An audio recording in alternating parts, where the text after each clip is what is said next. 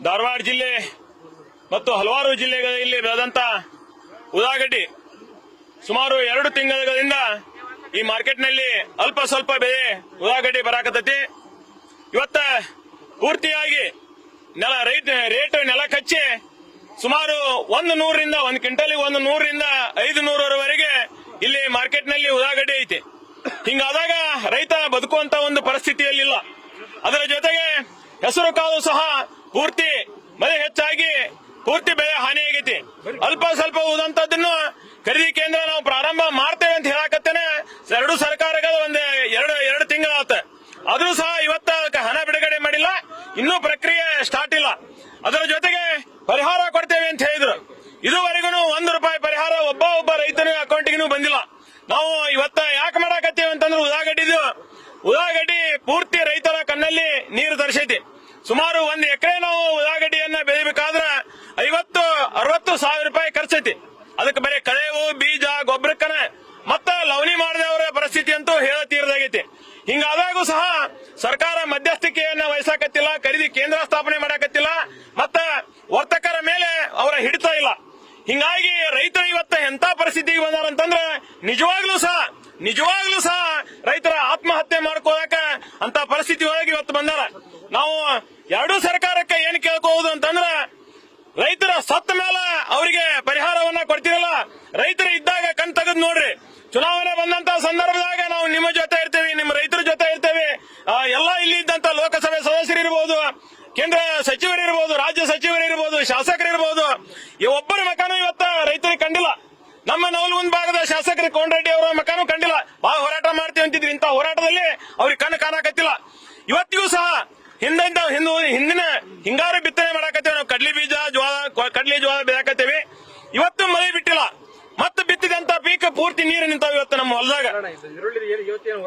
ಉಳ್ಳಾಗಡ್ಡಿಗೆ ಏನೈತಿ ಅಂತಂದ್ರ ಇವತ್ತ ನಾವು ಸಾಂಕೇತಿಕವಾಗಿ ಹೋರಾಟವನ್ನ ಮಾಡಿವಿ. ನಿನ್ನೆ ದಿನ ನಾವು ಏನು DC ಅವರಿಗೆ ಮನವಿಯನ್ನ ಕೊಟ್ಟೇವಿ.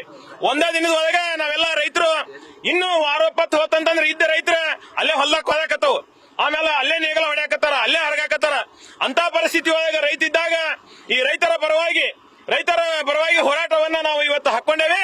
ಇವತ್ತ ನಾವೆಲ್ಲ ಅಧಿಕಾರಿಗಳಿಗೆ ಮನವಿಯನ್ನ ಮಾಡಾಕತ್ತೇವೆ. ಜಿಲ್ಲಾಧಿಕಾರಿ ಅವರಿಗಿರಬಹುದು, ಎಲ್ಲ ಸಚಿವರ ಶಾಸಕರಿಗಿರಬಹುದು. ನಾವು ಇವತ್ತ ಈ ಹುಬ್ಬಳ್ಳಿ ಧಾರವಾಡ ಹೈವೇ ಬಂದ್ ಮಾಡೋದು ಬಹಳ ಮಾತಿಲ್ಲ. ಇವತ್ತ ಆದ್ರೆ ಸಾರ್ವಜನಿಕರಿಗೆ ತೊಂದರೆ ಕೊಡಬೇಕನ್ನುವಂತ ಉದ್ದೇಶ ನಮ್ಮದಿಲ್ಲ. ನಮಗೆ ರೈತರ ಬೇಡಿಕೆಗಳ ಈಡೇರಿದ್ರೆ ಸಾಕ. ಇವತ್ತ ನಿಮಗೆಲ್ಲರಿಗೂ ಗೊತ್ತಿದ್ದಂತ ವಿಷಯ ಐತಿ. ಅಕಸ್ಮಾತ್ ₹50 ಕೆಜಿ ಉಳ್ಳಾಗಡ್ಡೆ ಆತಂದ್ರೆ ಎಲ್ಲಾ ಗ್ರಾಹಕರ ಕಣ್ಣಲ್ಲಿ ನೀರು. ಮೋದಿ ಅವರು ಹೇಳಿದ್ರೆ ಹಿಂದ ರೈತರ ಆದಾಯವನ್ನ ದ್ವಿಗುಣ ಮಾಡ್ತಾನೆ ಅಂತೇಳಿ ರೈತರು ಹಲ ಹಿಡಿದು ಹೊಂಟಾರ, ಸತ್ತು ಹೊಂಟಾರ, ನೋಡಾಕತ್ತಿಲ್ಲ. ರಾಜ್ಯ ಸರ್ಕಾರ ನಾವು ಅನುದಾನ ಕೊಡ್ತೇವೆ, ನಾವು ಪರಿಹಾರ ಕೊಡ್ತೇವೆ ಅಂತಾರ.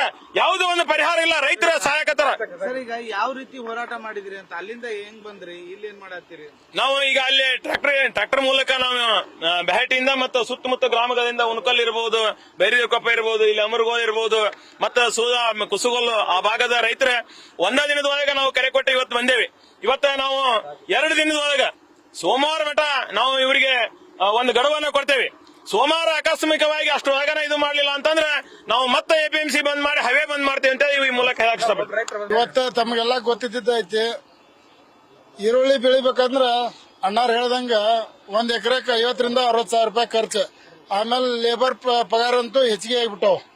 ಗೌರ್ಮೆಂಟ್ ಎಲ್ಲ ಸವಲತ್ತು ಕೊಟ್ಟು ಲೇಬರ್ ಬರಾಕತ್ತ ಇರಲ್ಲ.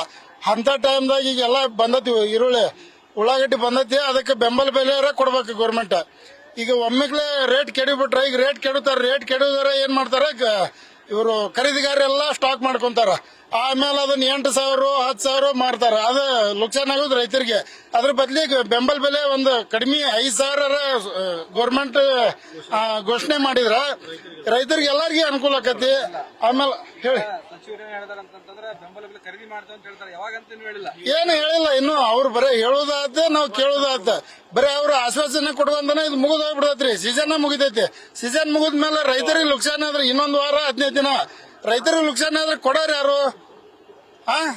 ಈಗ ಲೇಬರ್ಗೆ ನಾವು ರೊಕ್ಕ ಕೊಡ್ಲಿಲ್ಲ ಅಂದ್ರೆ ಅವ್ರು ಹೊಲಕ್ ಬರ್ತಾರ? ಬರುದಿಲ್ಲ. ಈಗ ನಾವು ಬಂದಿದ್ ಮೇಲೆ ನಾವು ಮಾರಿದ್ರ ಮುಂದೆ ಅದಕ್ಕೆ ಅನುಕೂಲ ಆಕತಿ. ಆಮೇಲೆ 5,000 ಮಿನಿಮಮ್ ಮಾಡ್ಬೇಕು ಬೆಂಬಲ ಬೆಲೆ. ಅಶೋಕ್ ಚಿಲ